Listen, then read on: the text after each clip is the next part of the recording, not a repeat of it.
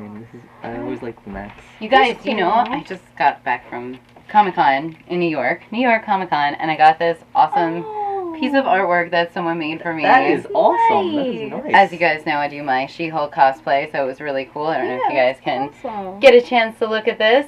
And I unfortunately don't know the artist that did it. He did sign it for me, but I didn't get a chance to get his name. That is really well done. Yeah, it's really well done, and I appreciated it so much. And it is #1 of the FF. Awesome. Yeah, I heard there was actually some news that came out of New York Comic Con. I mean, DC's having their big 75th anniversary of Batman, and they're doing this new weekly series called Batman Eternal, and that's coming out in the spring 2014.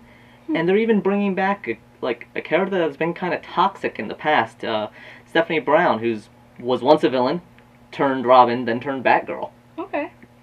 And then Scott Lobdell, writer of Superboy, I don't know why he even announced it. I mean, this is a little bit of a spoiler, but he announced that the clone Connor Kent from Superboy he's going to die, and that he's actually going to be replaced by an alternate future son of Clark Kent and Lois Lane. Well, he better have something good to back it up if he's going to bring out a spoiler. I mean, he's spoiling it himself right there.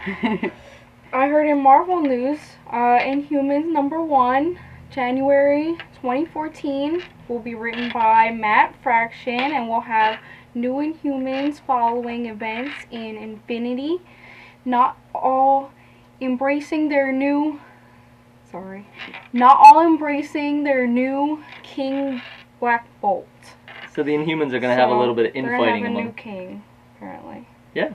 And all new Invaders #1, Iron Patriot, all new Ghost Rider, and Silver Surfer were announced. Silver Surfer will feature Dan Slott as writer and Mark Allred as penciler.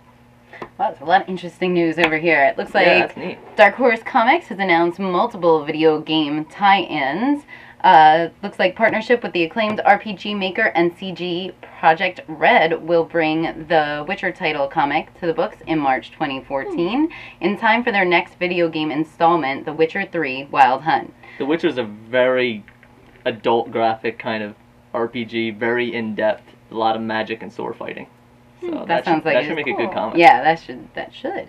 The next one up was everybody's out on the pronunciation on this one. It's Japanese. So. It's Japanese, so it's Yaeba Ninja Gaiden Z. They're going to bring Kenji Infuente's Ninja Gaiden series to the comics. That should be interesting. And then Eve sounds cool. Yeah.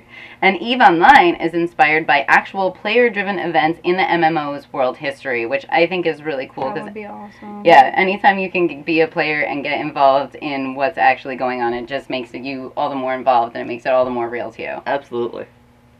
What else is going on? Oh, Dynamite Comics. Red Sonja, Gail Simone, and Conan by Brian Wood will reunite after 15 years in crossover event in partnership with Dark Horse Comics. So Dynamite and Dark Horse actually are working together to bring these two characters that haven't been together for 15 years.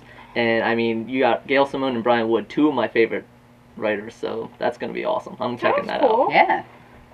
In January, we'll have a 5-week run of Lil Dynamite titles. 5 one-shot comics featuring all ages takes on characters including Red Sonja, Evil Bernie, Battlestar Galactica, Vampirella, and Bionic Man. I mean, they had a little little Hellboy. So for kids. Yeah, it's a little cute. cartoony little intro. Yeah, I like cute. It's going to be interesting with Evil Bernie, because that's not very cute.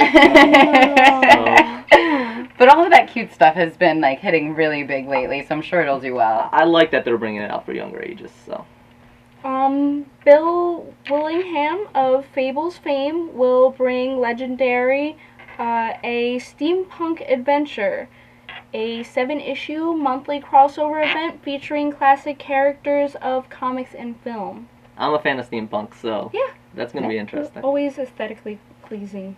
It's actually fortuitous because Zenescope started putting out little teasers about their next big event after Unleashed, since that's ending, is going to be Age of Darkness. And while we don't know what everything's going to bring on that. I did actually get a chance to interview Pat Shand, who wrote a number of the Unleashed titles, and a lot of other ones like Robin Hood, and a lot of titles for Zenescope.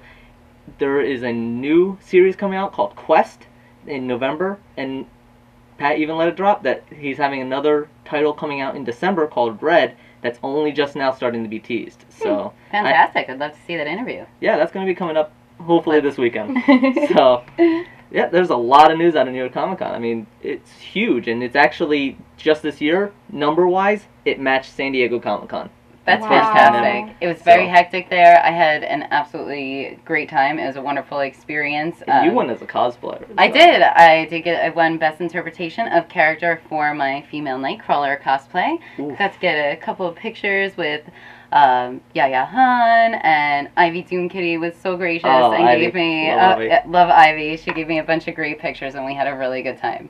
Yeah, I'm really sad I missed it this year, but I'll be planning ahead. I will move my school schedule around New York Comic Con just for that.